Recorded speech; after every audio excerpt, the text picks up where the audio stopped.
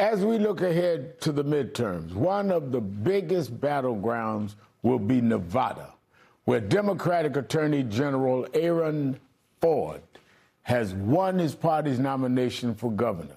He's now set to face Republican Governor Joe Lombardo in November in a race that the Cook Political Report is calling a toss-up, setting the stage for this race to be a major test of whether Democrats can win black voters on the economy in a state where tourism, housing, and the cost of living are front and center, and where Donald Trump's policies are already becoming part of the campaign.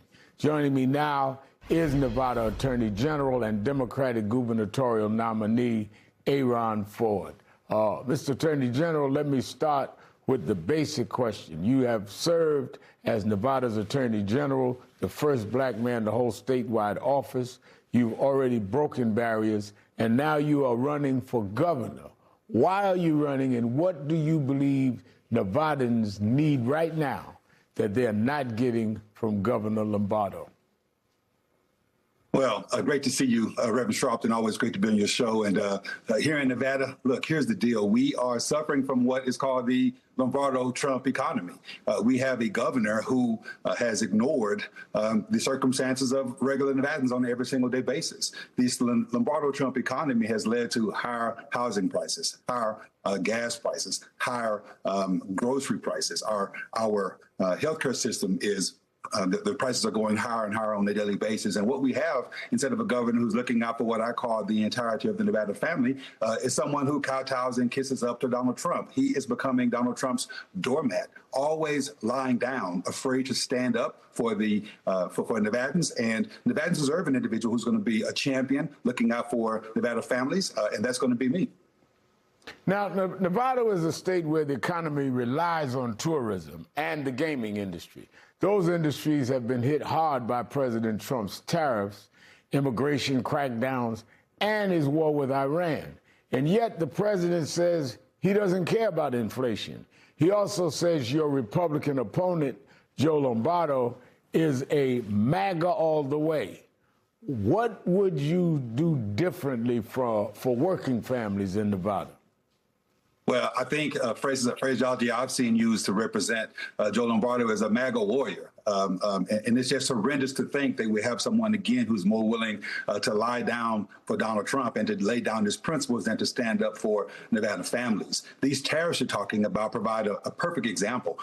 When these tariffs were put out, you should have seen Joe Lombardo, who knows that our economy runs on tourism, stand up against those tariffs and tell the president that it was a bad idea and that it would be detrimental to our state. He didn't. Instead, he said we as Nevadans should, and I quote, feel a little pain.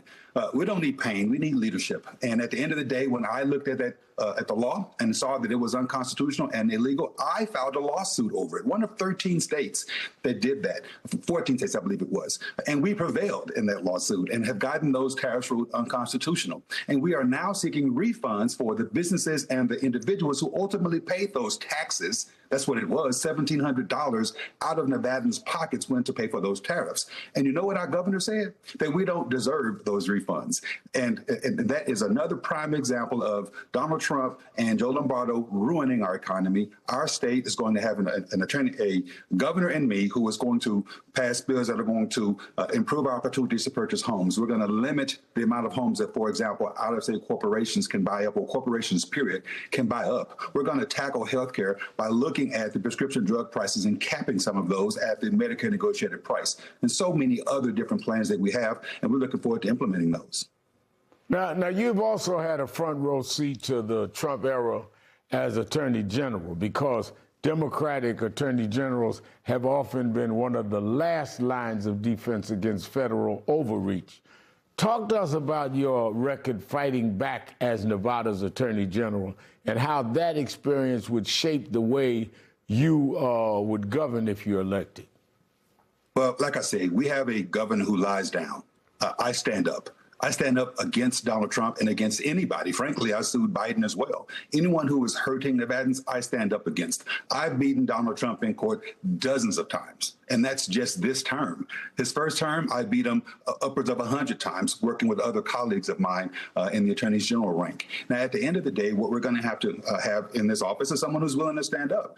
And whether it was birthright citizenship, which I heard you talk about in the previous segment, whether it was these tariffs, whether it was monies that were going toward education, it was my lawsuits, incidentally lawsuits that Joe Lombardo has called unfortunate, that have been able to restore monies that have been stolen from our state, essentially. SNAP benefits, as an example, during the Thanksgiving time period when Donald Trump was trying to deprive individuals of SNAP benefits. Now, let me let you know, I take that personal. I was a single parent in college, living on food stamps. That kept my son and me fed. Medicaid kept us hungry. And so when I see those things under attack, I stand up and fight back. And I sued to get the 500,000 Nevadans their SNAP benefits while Joe Lombardo was in Washington, D.C., kissing up to Donald Trump to get an endorsement.